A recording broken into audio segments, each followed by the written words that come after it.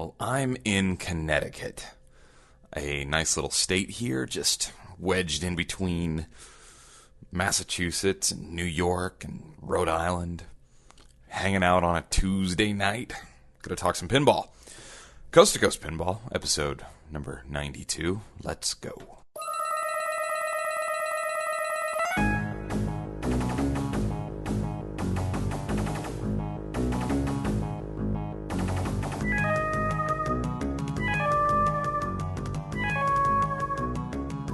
Welcome to Coast Pinball. My name is Nate Shivers.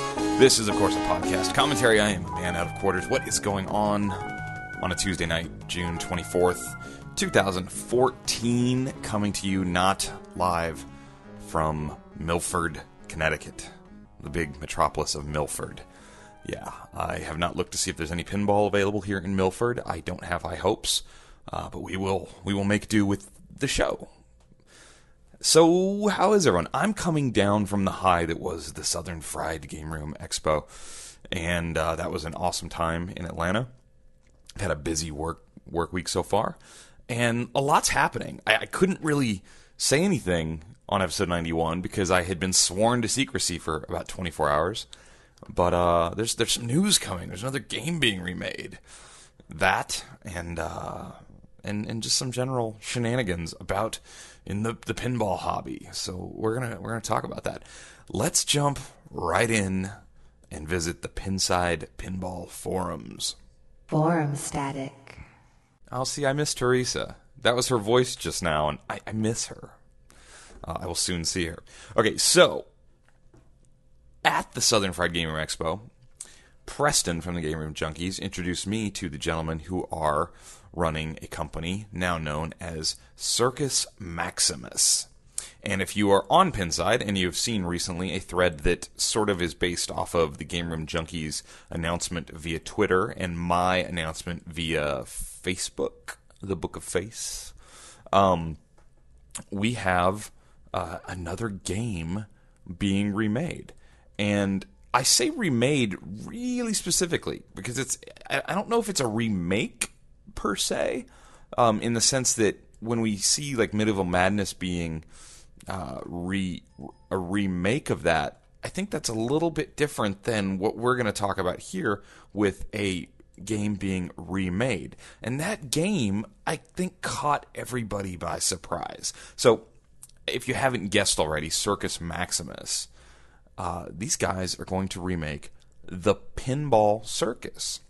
One of the sort of, I would say, maybe the most unique pinball game ever. You know, it's got to be up there. It with some of like the 2-on or the 1-on-1 battle type pinball tables or the cocktail tables or like Hercules. The Pinball Circus has to be one of the most kind of storied games because it sort of lives on, and there was only a couple of them made. There's been a lot of discussion back and forth of how many prototypes, I guess is the best way to put it, versions of the Pinball Circus were made. I'm going to go ahead and say a couple. It might have been 3. I think it was 2. I don't know for sure. I wasn't paying attention in 1994. The Pinball Circus was the product out of the brain of Python Angelo. And Python had some pretty amazing ideas, and I think Pinball Circus might be the one product that sort of was the summation. I don't know that summation is actually a word, but we're going to go with the summation of a lot of what was in Python's head. Now, I don't know all the history super in-depth, and a lot of it's written on the internet, and you can go seek that out. But the briefest of brief overviews is that Python had this idea that he pitched to the Bally Williams folks in the early 90s, and some prototypes were built. He left and went to Capcom, and while he was gone, things got changed, revisions were made, prototypes were built, and then the idea was scrapped because it was felt it wasn't going to earn well, it didn't earn well on test versus what it cost. If you don't know what the Pinball Circus is, it's a multi-layered pinball machine in sort of a big arcade-style cabinet. With it's like a three-ring circus type of idea, and your goal is to sort of get the ball up and into the clown's mouth, I guess. I have only played this game, the one existing game that's out in the world to play, at the Pinball Hall of Fame one time, I believe, and that was a few years ago. And I was there one other time with it, and it was not in operation. So I've only had one shot at this, and it's unique to say the least. Sort of confusing if you don't really know what you're doing, and I'll be really honest, I didn't give it a fair shake at the time. It's sort of beautiful and sort of ugly and sort of crazy, and it looks like simple and small, but it's actually sort of complex all in once. I'm not going to sit here and pretend I'm an expert on the pinball circus by any means. I don't know it super well. I know the layout. I've looked at the photos. I've watched videos of it. There's some amazing things on the game. It has this three-dimensional aspect that no other pinball machine. Banzai Run, no. Blackwater, no. I think this is really something different, and to me, it's not a pinball game in that you play it like any other pinball machine. It's totally pinball, but it's sort of this other thing. There's a DMD in it. There's habit trails. There's flippers. There's shots. I think the rules were never fleshed out. I think there was, obviously we know there were pieces of the game not on that prototype that Python had originally wanted on there. The guys from Circus Maximus were kind enough to actually in hand show me the Python kickback kind of mold prototype. They had that. So that's all I'm really going to say about the game. Please go look at it for yourself. Go seek it out on IPDB. Look at videos on YouTube. Or if you go to Las Vegas, by all means play it at the Pinball Hall of Fame. And just know that it's something really unique, and it's Python's kind of craziness embodied in a machine, I guess is the best way I can put it. So here's what's happening as best I can tell, and I hate to speak, I don't want to speak out of turn, and I don't want to overstep my bounds here because this is sort of early days for the Circus Maximus team, but just know this, and I literally just met these guys, and I don't even know how public they are with who they are, so I'm trying to be really on the down low about this, but still kind of deliver the news as I see it. These guys spent Python's final months with him, working with him, and trying to whitewood a new remade version of the Pinball Circus. They befriended Python. Python befriended them. This isn't so much business as I think it is sort of a tribute to this man, to Python, who, obviously passed away not too long ago. And now I think the company is being pushed forward on the idea that Python wanted to see this game in the hands of people who would appreciate it and see it put out in the world for people to appreciate something that is truly, truly unique. It's an original theme. It's an original idea. It's so wholly original. And these guys want to make it happen, I think, just as a tribute to Python. So they are, I guess they're a lot farther along than I would have guessed. They already have whitewoods put together. I saw photos. I saw the actual one of the playfields, one of the mini playfield prototypes that's actually signed by Python. They showed that off at the Southern Fried Game Room Expo, and it's sort of this thing where I don't know that I'm like jumping for joy, like, oh my gosh, they're going to make these games, I can't wait to play it, like I am with some things. It's more, I want to see it get done so that other people can just experience it. The Circus Maximus guys put up a frequently asked questions section on their website, which can be found at circusmaximusgames.com and then /FAQ. And the first question is, why are you making Pinball Circus? And they say, quite simply, we are doing this for Python.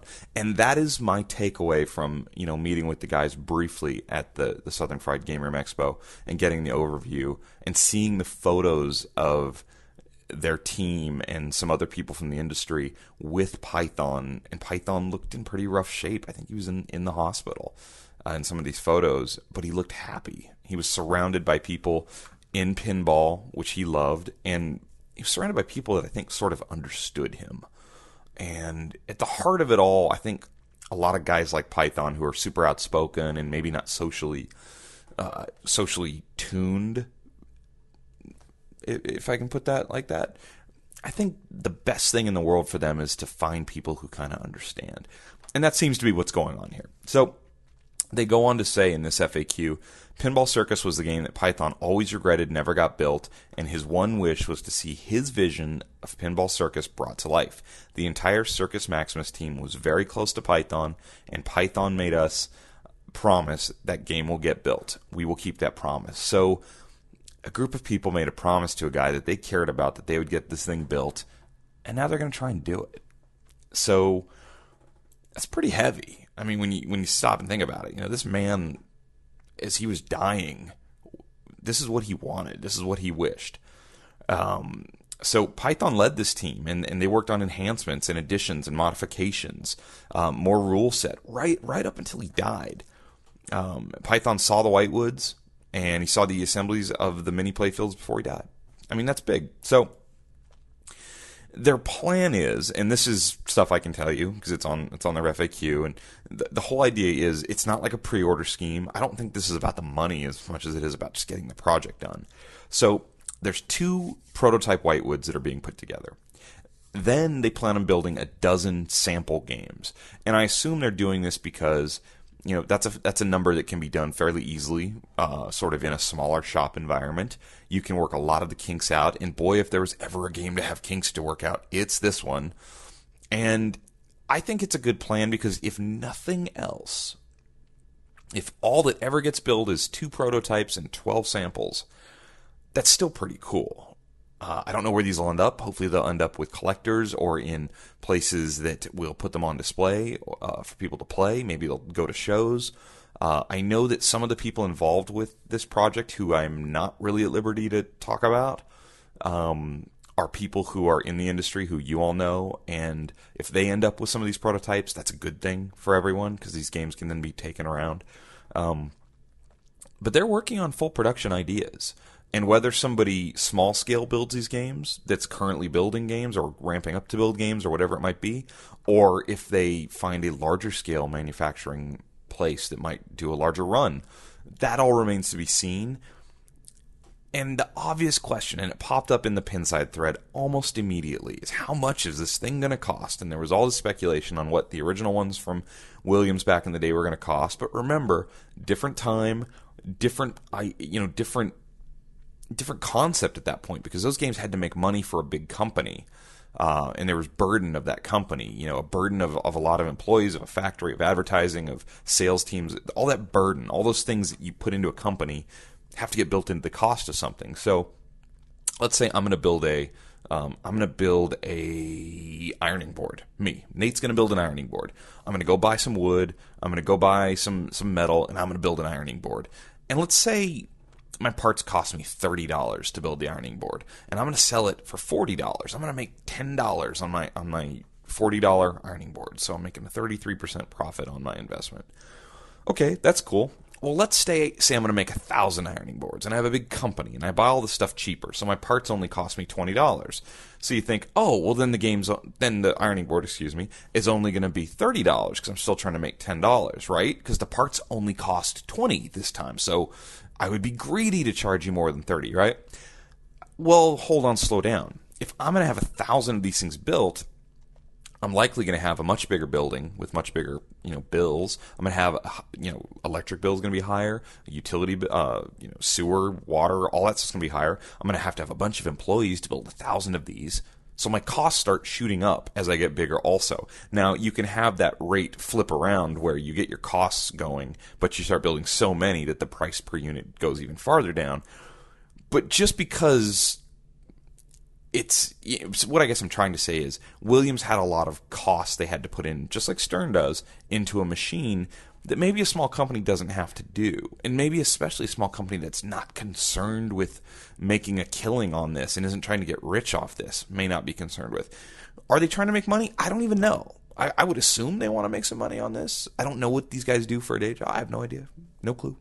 But just know that I don't think it's some foregone, it's not a conclusion to be reached that this thing was, going to be $5,000 in 1992. So nowadays it's going to be $10,000. It's doubled. It's not that simple. It's much more complicated than that. Very different. So we'll see. They did tell me directly that Python wanted it to be inexpensive. He didn't like the way pricing had gone on pinball machines. And we've talked about that on the show many times, that the pricing is very complex. It's market-based. It's, profit-based for manufacturers. There's all sorts of things that go into pricing. So we'll see. The next question, and yes, this came up right away, as I think anybody with a brain would ask, who's going to buy this thing? How many of these are going to be sold? Is this game worth owning? Is this game worth operating? Can it make money? What's the, yes, it's a great cause. It's a great mission to do this for Python, but who wants it? Nobody's really played it. I mean, I guess a lot of people have played it once or twice. I've played it, but I don't feel like I've played it. It's not a traditional game. I can't look at this game in video and kind of get the idea, oh, well, it's kind of like AC/DC, so it's a theme I like better than AC/DC, and it's kind of like that, so I'll probably really like that. Hit click on the buy and charge $8,000 on my credit card, like I could with, say, I don't know, Metallica or Star Trek. That's how those games get sold to the home buyer. As an operator, yeah, I mean, the game, it's different. It's unique. If there's some sort of, redemption type aspect to the game, where maybe this game can not only be a pinball type game, but it could also dispense tickets, and it could be in redemption type places. Maybe it's a crossover game. Maybe this is a Dave & Buster's buy. I don't know. Maybe.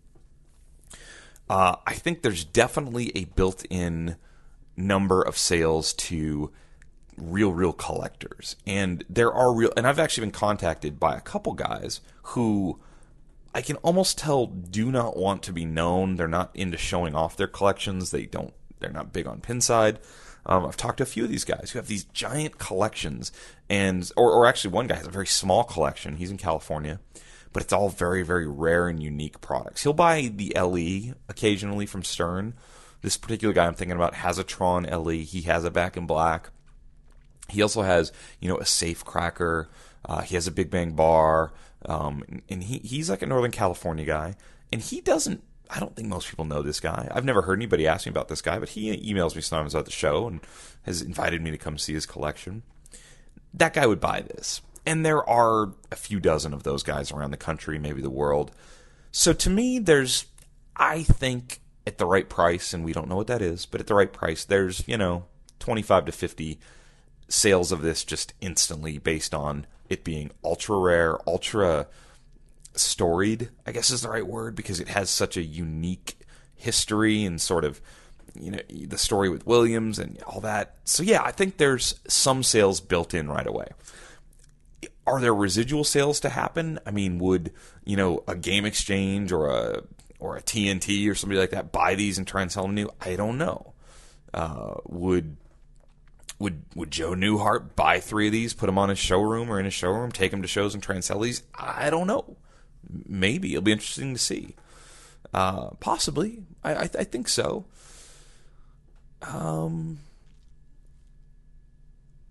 My feeling is selling over 100 of these would be tough. That's just my gut feeling. I also think that these guys at Circus Maximus might be very happy selling 100 of these. Also, just my gut feeling. Don't know. Now, I'm not trying to speak for them. They did not tell me that, but I'm just throwing it out there that I think that might be a real success on this particular project. So, I've already had a ton of emails and questions. How are they doing this as far as the rights and the legalities go? Because Williams' assets were acquired for the most part and have been acquired now by Planetary Pinball. So the question I keep getting is Planetary Pinball involved in this? And I'm not going to get too deep into this because I think a lot of this is still happening right now. But I will say, yeah, of course Planetary Pinball is to some degree involved in this, yes. I don't know how much. I don't know if they are the ones making decisions on this happening from a legal standpoint. I think that this is like one of the few Williams-Bally type things that has some gray area as far as from the research I've done. And I don't know. We'll see. We'll see what happens with as far as what Circus Maximus says coming forward and maybe what Rick Bartlett says.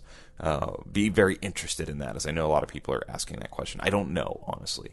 But I know that they've gone pretty far down this road with their eyes wide open at Circus Maximus to make sure that they are trying to, to cross their T's and dot their I's on all of that. So, it's interesting, man. It's like, didn't see this one coming. Another blast from the past. I don't know. What do you think? Love to hear from you. So, is there anybody out there that's buying this? I've seen some people on the Pinside thread saying, I'm buying this. Absolutely, I'm in. Are you in? I'm personally not in. This isn't for me. I would love to play it. I would absolutely love to see this at shows. Love to see it. I would like... how do I put this? I think there is a chance we're going to see a working flipping model this year at a show, maybe. So I'll just leave that out in the open. I do plan on having Circus Maximus here on the show to talk about this. We're just not ready yet. That'll happen. So I do want to thank them very much for sort of giving me the lowdown. I don't think they even really knew who I was, and it was cool of them to kind of meet me on the fly and start telling me about this. And thank you to Preston Burt for introducing me and kind of giving me talk to him, the kind of the thumbs up, like, this guy's not a total scumbag. So even if I am a total scumbag, at least Preston says I wasn't. So for that, we thank you. Forum static. Oh yes, more forum static. Really, I just wanted to hear Teresa say that again. I miss the girl. What can I say? No, I'm just kidding. So, pricing, remakes, stuff. Two threads I want to talk about right here. And I was all set as I was doing my show notes to talk about this auction on eBay. Because the thread on eBay, the thread on Pinside, donate to Pinside, is Medieval Madness, $6,250 on eBay. So if you go and look for that, it's gone. It's his seller has pulled the item because the item is no longer available. This is a very nice Medieval Madness this guy was selling. He calls it a 9.5 out of 10. There's wear on the cabinet by the flipper, so I don't know that I call that a 9.5 out of 10, but whatever, it was a really nice Medieval Madness. And it did not sell in his original auction, which was $7,499 opening bid. It did not get a bid. And I think that's a news story in this little hobby, that a game in Ohio, an area where there's lots of pinball folks within driving distance, a Medieval Madness did not sell for $7,500. So the thread came up when he relisted it at $6,250. So that's a really low price. Then he pulled it. So what I think it's pretty obvious what happened there is somebody contacted him and he sold the game off eBay, and you avoid paying the fees and whatnot. I believe eBay charges you a listing fee still if you do that. I think I don't remember, because like I've told you before, I'm really good at buying games, really bad at selling them. But in any case, it's looking like we just saw a very good Medieval Madness, not a junk game, not a routed game, sell for under $7,000. I mean, that's a little bit of speculation. I'm kind of guessing there, but I don't think that's too much of a guess that this game, sold between 7 and 8 maybe. I mean, he had it listed first bid as $6,250, so I don't know who would call up and then say, "Hey, I'll give you $7,000 in the auction right now." I think, is it possible this sold thing for under $6,000? Did somebody call this guy and say, "Hey, I'll bring $6,000 over to you right now, cash"? And this gentleman in North Royalton, Ohio, say, "Yeah, man, done." I mean, that's cheap. The new Medieval Madnesses are coming. I think that we've all sort of gotten over the idea that these are going to be some sort of junk remake or anything. And I think everyone sort of is now believing they're going to be built by Stern. So a Planetary Pinball / Stern Medieval Madness is coming. They're going to be had for, $8,000 basically. And if you've got an old one, what's it worth? Do the old ones have some sort of perceived value? Some sort of more value? I don't know. I don't know that they do. This is a weird hobby we have. If you were talking about coins or knives or, I don't know, stuff like that, a remade version of those is worth drastically less because it's just a collectible. It's just this thing that sits in a case and it has history to it and it's collectible. Pinball is not really like that. These are games that, yes, part collectible, but a big part of these games and why people get so attached to them and why they'll pay so much money for them is they're fun to play. They provide enjoyment and entertainment, excitement, thrills. That's like the heart of this whole thing. So if I can buy a brand new version with a crystal clear playfield and probably better lighting and better sound and all this stuff for $8,000, it's really hard to argue that the one from 1997, the 17-year-old version, is somehow worth more. And we're starting to see it happen. We've talked about it. We didn't know. I didn't know. I thought, well, maybe the old ones will be worth more. Maybe there'll be collectors out there. I said, no, I want an original one. I don't want this re-fake nonsense out of this Planetary Pinball. What's a Planetary Pinball? It sounds as dumb as Coast2Coast Pinball. I thought maybe there would be those guys. We saw it on eBay. If you look at completed auctions, on May 1st, a very nice Medieval Madness, and it says it with $2,000 in extras. So I'm assuming that is, so it has Cliffies, pin gizmos, extra plastics, LED kit, spare drag, a bunch of parts, a bunch of extras.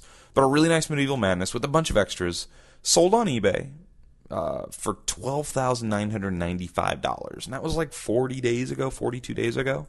So when I saw that, and that was in California, we know California prices can be a little silly. So I thought, maybe they are going to hold their value. Maybe they're going to stay above $10,000. There was another one. I'm looking back in completed auctions here. There was another one that didn't sell for $10,500 a few weeks ago, and that's basically it. So maybe the prices are coming down. I have seen prices come down. I have seen a Circus Voltaire in California that started out at $8,000 and it went to $7,500, and it's on Craigslist now for $6,000 something.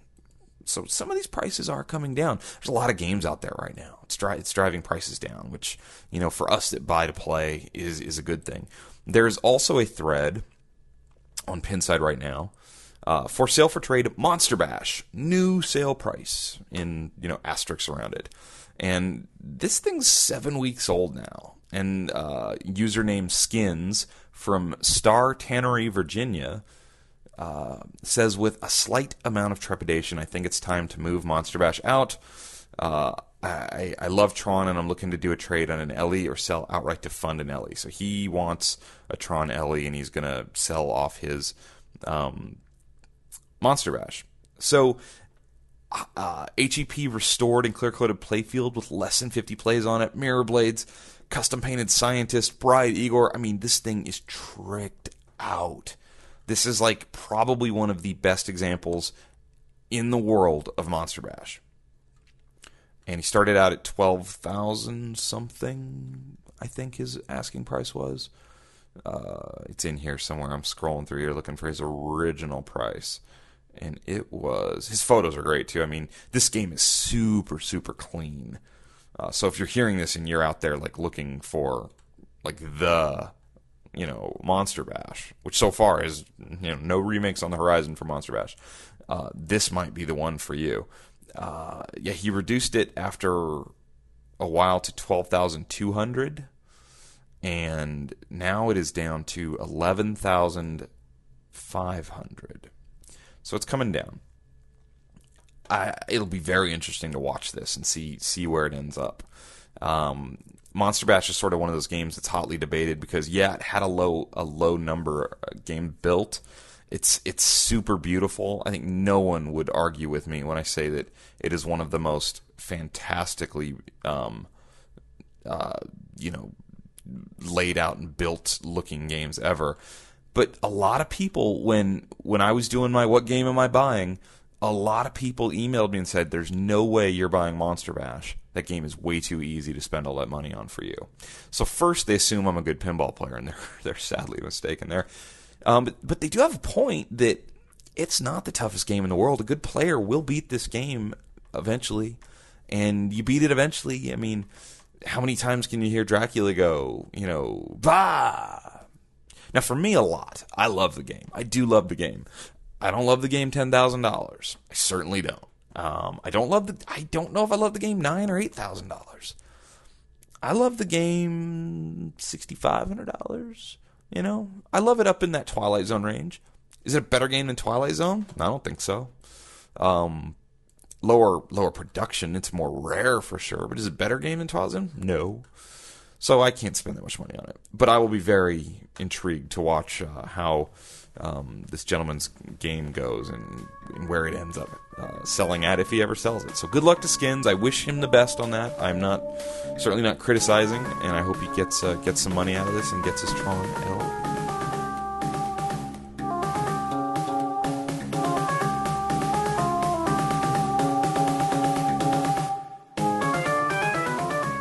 What's for sale in your area? Oh yeah, remember this little segment? I think we did this a couple times. What's for sale in your area with stupid British accent? So what I'm going to do, since I'm in Connecticut, I decided to get on Craigslist here in Connecticut and just see what's for sale. Let's start right here. Here's a one as good as any. And if these towns aren't Connecticut and they're just sort of local and they're in New York or something, I apologize. I just work here sometimes. I don't know.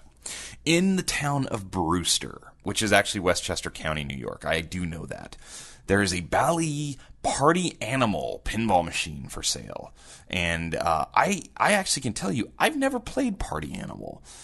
It is, definitely got that sort of Dr. Dude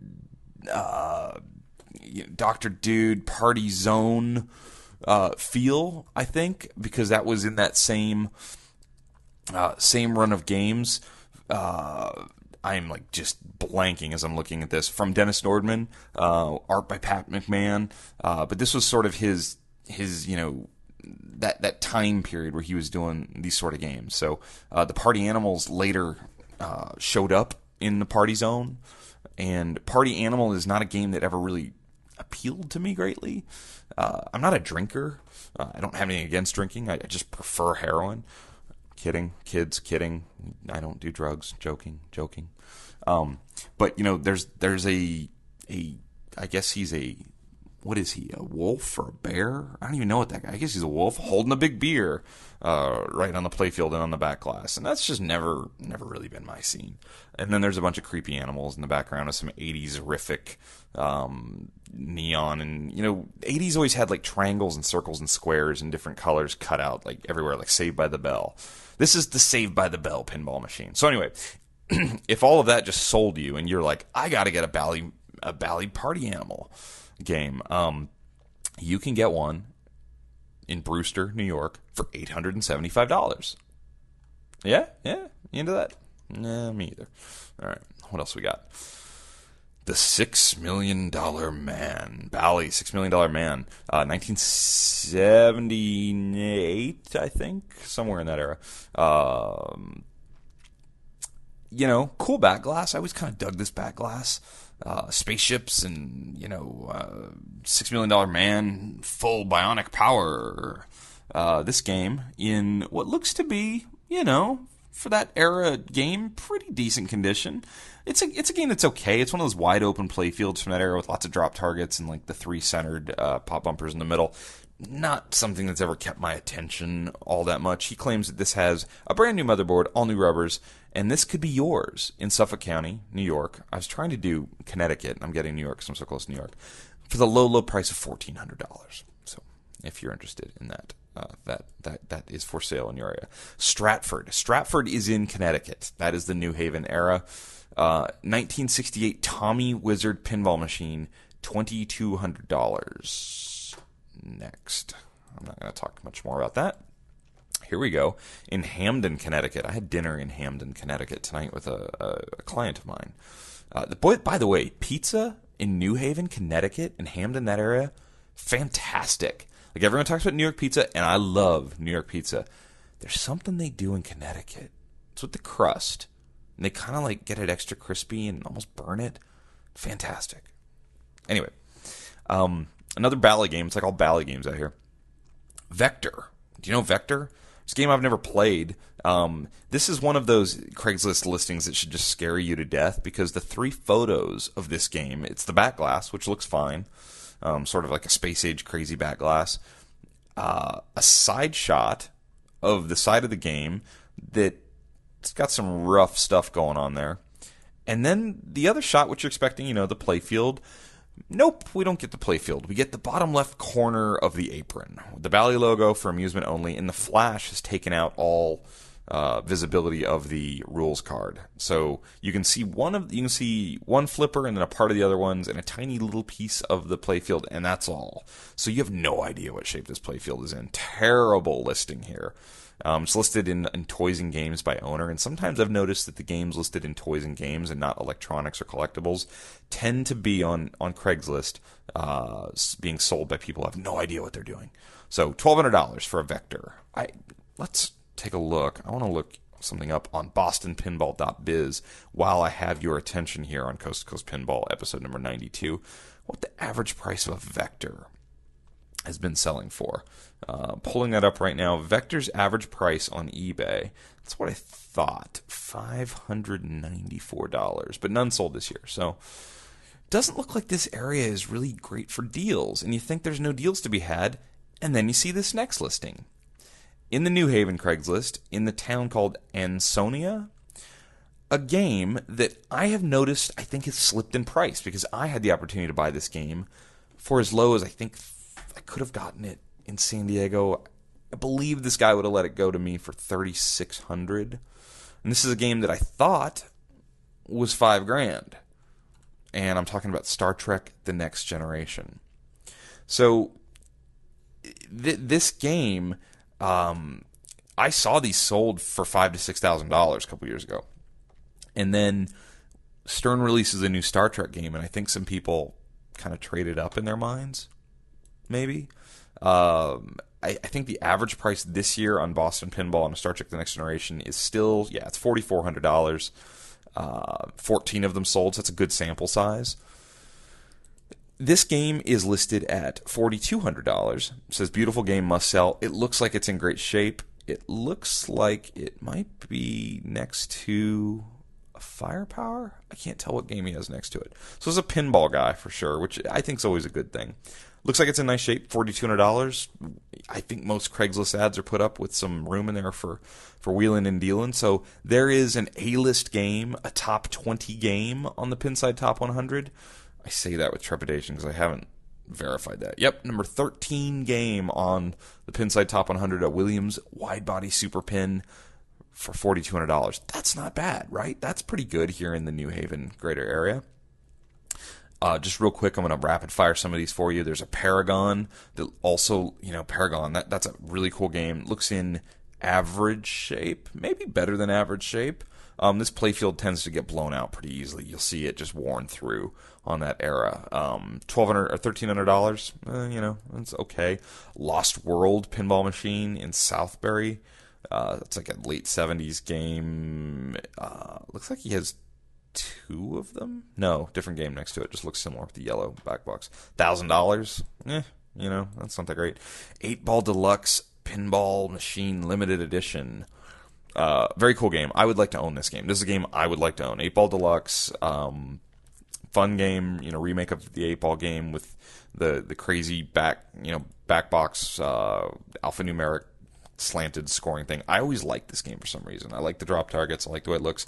$2,100 is awfully steep for that. And then there's a listing of 5 games in Monroe, New York. Real quick, Gottlieb Premier Spring Break, $1,200. No way. Stern Playboy, $3,500. No way. Williams No Fear, $3,500. No way. Williams Hurricane, $2,900. No way. Williams Pennant Fever, $1,900. sorry, sir. If you listen to my show, your games are all overpriced. So that's what's for sale in this area.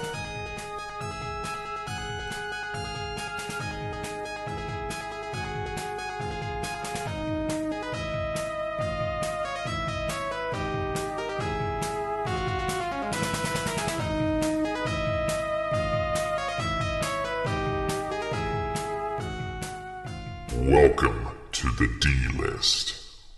Oh, you had to know this was coming, right? I go to the Southern Fried Game Room Expo, and some of those crazy folks down south have some really nicely kept atrocities of themes for games. I think a lot of people saw my Facebook post about Diamond Lady. Anybody see my Facebook post about Diamond Lady? That's not what I'm adding to the D-List tonight. That would be too easy. Instead, I'm adding to the D-List tonight a game that was sort of tucked away and actually wasn't working the first day I was at the Southern Fried Game Room Expo. And I was so thrilled when I saw it the next day and it was on and I got to play it because I'd never seen one in person. I'd never played it. Frankly, I'd kind of forgotten this thing even existed. It is the second game that Data East ever built, second after Laser Wars. And that game, I welcome you to the D-List, Secret Service. Oh, yeah! Now, folks, remember, when we welcome games to the D-List, we're not saying they're bad games. That is not what the D-List is. We're not saying you should feel shame for owning these games. We're not saying you should sell this game right now. Unless we're talking about Super Mario Brothers, then all of that does apply. But what we're saying with the D-List is something about this game, whether it's a horrible game like play and feel and idea, or more generally, as I've sort of leaned on, the theme is really, really undesirable. It's not something people are seeking out. Maybe the mix of things all put together have relegated this. Maybe the gameplay is great, but it isn't great for some reason. It's a D-list game. A-list games are games where the theme, the play, the sound, the art, the vibe, everything comes together and it becomes a classic. It becomes Twilight Zone. It becomes Star Trek The Next Generation. It becomes Tron, maybe. It's a great game that most people, the majority of pinball players would agree upon is a well thought out, well put together, great game. That's the A-list. The B-list. What's the B-list? Those are the games that are close, They're the close games. B-list games to me. What's a classic B-list game? Judge Dredd. B-list game to me. A game I don't even like. Fishtails. I don't like Fishtails at all. That's a B-list game, though. A lot of people like that game. The art is great. B-list game. What's the C-list? Well, the C-list is stuff that's like, borderline any of that stuff. But still, maybe it's well known. A game like, I would call Elvis a C-list game, probably. Everybody knows Elvis. It's got a lot going for it, but still I don't want to play it. I have no desire to play it. It's a C-list game. I'm trying to think of something else that would be like, C-list as I try and describe all this to you. Maybe a game like, I got a modern one for you. I think Transformers is a C-list game. Certainly not A-list. Nobody would agree that that's a top-tier game.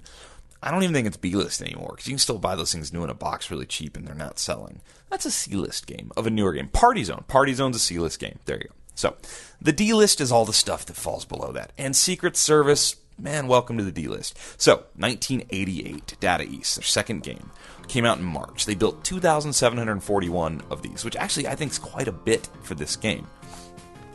The theme, Secret Service. However, it kind of takes on this James Bond approach. So it's sort of like they're trying to do an American James Bond theme, if you will. I can't not talk about the back glass first. The back glass is an atrocity. It's horrible. It's ugly. And here's the funny part about this. Data East really bragged about this back glass back then. It makes no sense. So you've got a dude in a tuxedo, a la James Bond, in a Corvette. I believe it's a Corvette. I'm not a car guy. I believe that's a red Corvette. Driving with the U.S. Capitol building behind him with a woman in a gold dress. with her hair up like they've been out somewhere fancy, standing up in the passenger side of the seat as they're driving what looks to be really fast, so her balance is impeccable. This woman's balance rules. She's firing with 2 hands, a handgun, backwards, at what looks to be Ghostbusters or dudes in hazmat suits with bad mustaches in a Euro-looking little tiny car. And there's 4 of them. They're leaned out all edges of this car. One looks to have like a laser beam shooting out of his gun. They have little red flags on the top of the car. I think we're trying to imply these are the Russians, the Ruskies. So she's firing back at them, but James Bond wannabe dude, he's pointed straight forward, shooting in front of him. So who knows what's out in the foreground in front of him that we can't see? Maybe he's shooting at you and me. I don't know. And this is a photograph. This isn't drawn. This is a photograph. And they were very proud of this back glass. They brag about it on the original flyers. Brag about it being like studio quality 70 millimeter, special effects is what they say. It's lame. It's super lame. And here's what's kind of sad about it. When you look at the playfield art itself, you get the same thing on the playfield. You get that red Corvette with the dude and the woman standing up on the left side, and then on the right side, you get those dudes in the yellow suits in the little black car over there. So they had to hire these actors and actresses to pose this, because this is their original idea. This isn't some, studio clip that they just pulled from something. They actually hired all these people to take these photos. Laser War, they did the same thing, so no surprise. Data East thought this was the way to go. We're going to put photographs. The artwork on the playfield, though, is kind of cool. It kind of has that 80s sort of cartoony drawing. It's not bad. It works really well with this theme. The middle of the playfield has a U.S. seal with the eagle holding, the I forget what kind of, this is my bad American history. The arrows in one claw, and then, I don't know, is it a olive branch in the other? I guess, I don't know. Anyway, so it has that seal in that's the big main part of the middle of the playfield. And then it has, in plastic molding, the U.S. Capitol sort of center, and then the White House to the left side. The White House has drop targets in front of it. The Capitol has a couple stand-up targets. There's inserts. There's fighter jets. There's Russian spies. There's Reagan hanging out of the White House. There's a ramp. There's 2 spinners. It's not a bad playfield. I played the game. It's okay. It had this neat effect where you shoot the ball at the ramp, and it takes around the habit trail and goes in the White House. And the White House is holding a ball, and it shoots a different ball out down to your flipper, which is kind of weird. I don't know why it does that exactly. I didn't dive too deep into the rules here because it was okay, but it's still Secret Service. I mean, how long could I sit and waste my time playing it? It was all right, though. The sound is in stereo, which is kind of neat. So, like, you hit the left spinner, and the noise comes out of the left speaker only, and you hit the right spinner, and the noise comes out of the right spinner only. So they were doing stuff with stereo. In fact, if you actually look at the back glass, our favorite back glass, it says Data East, Secret Service in digital stereo. Like, they were really proud of the digital stereo. When you turn the game on, and I only know this because I tried to reset this game because it wasn't working, and I turned it off and turned it on, because I'm bold, and I will do that. A Russian-sounding woman says, Secret Service in digital stereo, which I thought was pretty funny. So, 3-flipper game, 2 flippers down low, flipper up in the upper right Twilight Zone spot, like I call it, which will shoot that ramp for you. There's 2-ball multi-ball, there's 3-ball multi-ball. They brag a lot about it being instant multi-ball, so you don't have to wait very long. There's a weird topper on this game that they call a retina scanner, and this topper consists of a bank of like lights, like a set of like plastic covers over lights that go, there's red lights on the outside, inside lights are yellow, and then in the middle there's a blue light. That's like the retina scanner. And these lights actually are tied to the spinners. When you hit the spinners, one of the lights will like kind of flash at you. So they were trying to get interactive here. This has that horrible late 80s Data East speaker surround thing on it. Just looks cheap. Probably is cheap. It's okay. The music on this game's actually pretty good. They use real music on this. You get Secret Agent Man, you get Smart music, you get the Mission Impossible theme, you get the James Bond, one of his big songs, Nobody Does It Better, I believe. So, there is some stuff about this game. That back glass just kills this thing. If they had just used the drawn artwork from the playfield on the back glass, I think this game would have a much higher regard in the pinball world. Personally, I believe that. Because this back glass is bad. It's bad. I didn't look to see where this ranks, or if it ranks on the Pinside. Oh, it does. On the Pinside Top 100, 200, 300, this game currently ranks number 278. Yikes. With an average rating of 6.52. If you go in and actually read the reviews, a lot of people like this game. People say, it's not bad, it's not bad. On bostonpinball.biz, you can see that the average selling price for Secret Service is $767. This year, only one is sold on eBay, and it sold for $1,300. So that's really all I got on Secret Service. If you see one, by all means play it. It's famous. It's on the D list, right? I played it. It was alright. I saw people playing it the whole weekend. I actually saw this little girl, she's probably 14 or 15, playing it for a long, long time. So maybe she liked the gold dress on the back glass. I don't know. We got to wrap this up. We've gone too long. Giving you a little extra because I got some bad news. 2 pieces of bad news. Don't buy any t-shirts from me right now. Stop ordering t-shirts. I don't know what I have left, and I haven't been home in a few days. I owe some people some shirts that will get mailed out as soon as they get home. I have to give some shirts to some people that gave me shirts. Gamer Junkies, thank you. Don't buy any shirts. Let me do an inventory and put it up. I'll put it up online, and then you can buy t-shirts. I have more t-shirts coming, too. The other part of the bad news. We're about to take a little summer break from Coast to Coast Pinball. The lovely Teresa and I had a trip planned to Seattle. And that trip was going to be great. Going to see my grandparents. I was going to see Todd McCulloch's place. That trip's not happening. We're actually going to my mom's house in Eastern Oregon. There's a lot less pinball on the way there than there would have been on the way to Seattle, unfortunately. So no pinball, Pacific Pinball Museum, no Pinball Hall, is it Pinball Hall of Fame or whatever it is in Seattle? Not Hall of Fame, maybe that's what it is.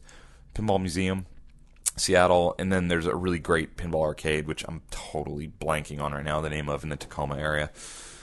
So I'm not going to do any of that. Instead, we're going to drive through Nevada, not even Las Vegas, likely, and see no pinball, and drive to Adrian, Oregon. Google it, because you've not heard of Adrian, Oregon. So during that trip, probably 7, 8, 9 days, there will be no Coast to Coast Pinball. So I apologize, but I likely will not have a chance to record one of these episodes out on the road. And my mom lives on a dairy out in Adrian, Oregon, and the internet connections are spotty at best. So we will be taking a little break. So if this is the last you hear from me for 10 days or so, because I'm still out on the trip and I don't know if I'm going to get another episode recorded this trip, I look forward to talking to you again in episode 93. I'm sure stuff will come up we can talk about. I will look forward to reading some emails. Got a lot of stuff going on. And, but yeah. So again, all the nice comments about Southern Fried Gamer Expo, people I got to meet. Thank you, thank you, thank you.